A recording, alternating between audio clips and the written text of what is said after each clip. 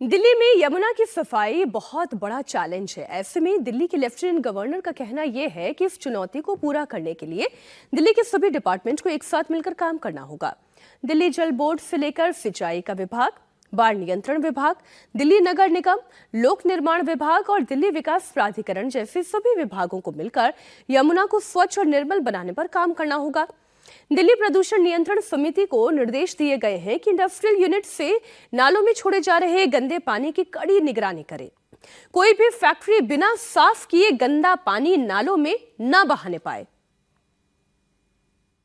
दिल्ली में भाजपा की सरकार बनने के बाद प्रधानमंत्री नरेंद्र मोदी ने यमुना की सफाई पर बेहद जोर दिया था, जिसके बाद अभी सरकार बनी नहीं है, मुख्यमंत्री चुना नहीं गया है, लेकिन उसके बावजूद भी यमुना की सफाई का कार्य शुरू हो चुका है। इस समय मैं मौजूद हूँ यमुना ITO पर।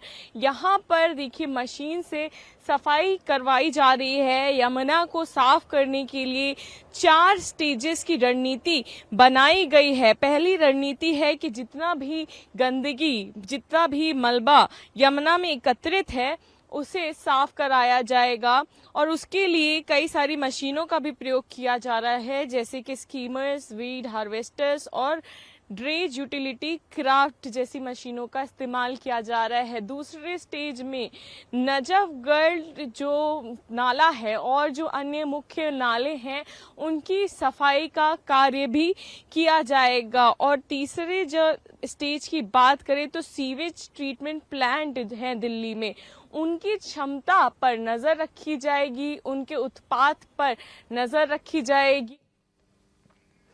यमुना सफाई के लिए मिशन मोड पर काम तो चल रहा है। सरकार की कोशिश भी यह है कि जल्द से जल्द मां यमुना को साफ किया जाए। दिल्ली में यमुना की कुल लंबाई 52 किलोमीटर है।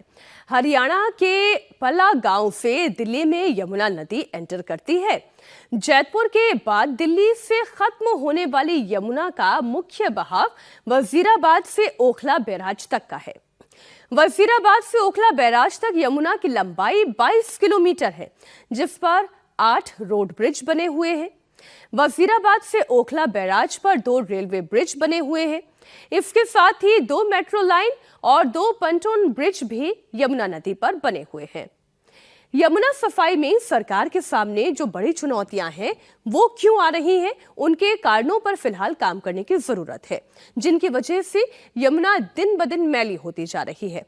क्योंकि अगर एक बार सफाई हो भी जाए तो उसके बाद भी नदी गंदी हो जाएगी, ऐसी संभावना हमेशा बनी रहती है। यमुना के गंदे पानी के लिए सबसे ज्यादा MCD जिम्मेदार है।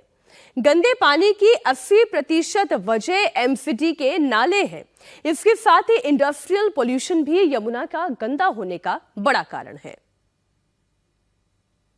दिल्ली में अब यमुना की सफाई की बात हो रही है। हालांकि पिछली कई दहाइयों से भी हम देख रहे हैं कि अलग अलग सरकारें तो आई और सबने वादे किए कि हम यमुना को साफ कर देंगे, लेकिन उस तरह से जमीन पर कोई काम होता नजर नहीं आया। अब बीजेपी की सरकार बनी है और बीजेपी भी ये कह रही है कि वो यमुना को साफ कर देंगे, लेकिन कुछ ऐसे चैलेंजेस, ऐसी चुनौतियां हैं जिनको पार पाना यकीनन जरूरी होगा। और उनमें से एक ये गंदे जो नाले या फिर कहे कि जो यमुना में गिरने वाले नाले हैं, इनसे कैसे पार पाया जाएगा, कैसे जो इनका जो पानी है वो कैसे यमुना में जो पहुंच रहा है इसको ट्रीट किया जाएगा, ये एक बड़ा सवाल है। हम इस वक्त ये मयूर विहार इलाके में हैं दिल्ली के, और ये नाला आप देख रहे हैं ये सीधा जाकर यमुना में गिर रहा है। इसका पानी देखिए, बिल्कुल गंदगी, और यहाँ खड़ा होना भी मुश्किल है। इतनी ज्यादा स्मेल, इतनी ज्यादा बदबू इस पानी से है। और यहाँ से कुछ ही फीट की दूरी पर आगे जब आप जाते हैं, जहां मैं इस वक्त खड़ा हूं, इस पुल को क्रॉस करके जब आगे जाते हैं, हालांकि इसको बंद किया हुआ है, लेकिन ये सीधा नाला जा रहा है इसका पानी यमुना में।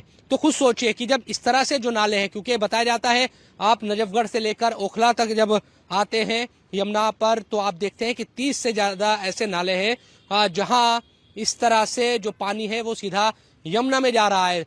इसमें सीवर का पानी है, दूसरा गंदा जो पानी है। हालांकि ये कहा जा रहा है कि 22 या उससे ज्यादा जो नाले हैं उनको ट्रीट करने की बात कही गई थी, लेकिन सिर्फ 6 जो ट्रीट किए हुए नाले हैं वही यमुना में गिरते। बाकी ट्रीटमेंट प्लांट की जो क्षमता है वो उतनी ज्यादा नजर नहीं आती कि